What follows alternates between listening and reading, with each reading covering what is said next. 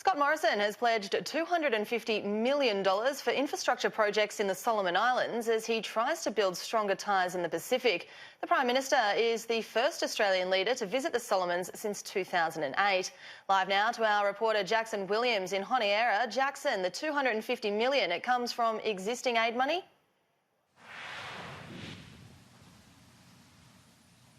That's right. It's not new money. It's already been allocated within the aid budget, and now it will be used for grants to fund urgent infrastructure projects that boost the Solomon Islands economy. It's a 10-year fund. Scott Morrison today pledging $250 million over that period. It's a packed itinerary for Australia's Prime Minister Scott Morrison, the first Australian leader to visit the Solomon Islands, one of Australia's nearest neighbours in more than a decade. The last leader to do so was Kevin Rudd in 2008, despite recent Australian Prime Ministers not visiting the country. Scott Morrison has defended that. It says it doesn't reflect a lack of interest in those Prime Ministers.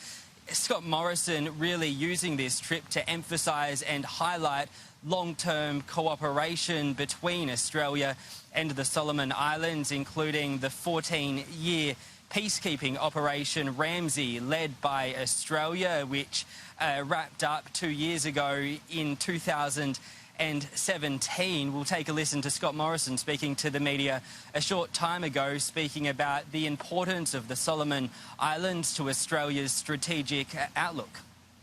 So this is a relationship that is not just in the current. It's a relationship that goes back generations, and particularly over the last 2 decades, where we have played a central role.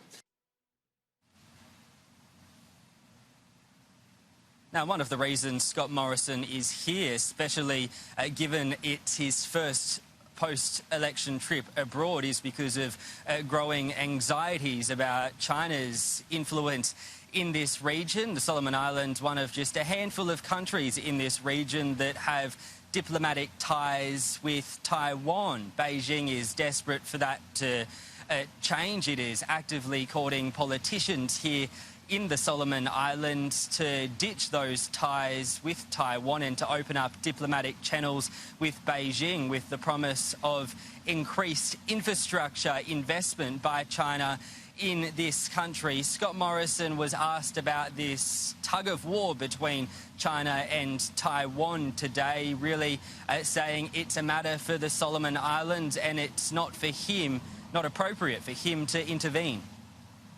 Well, unlike others, ourselves and Solomon Islands, for that matter, are not viewing our relationship in those sort of binary terms that others are from well outside.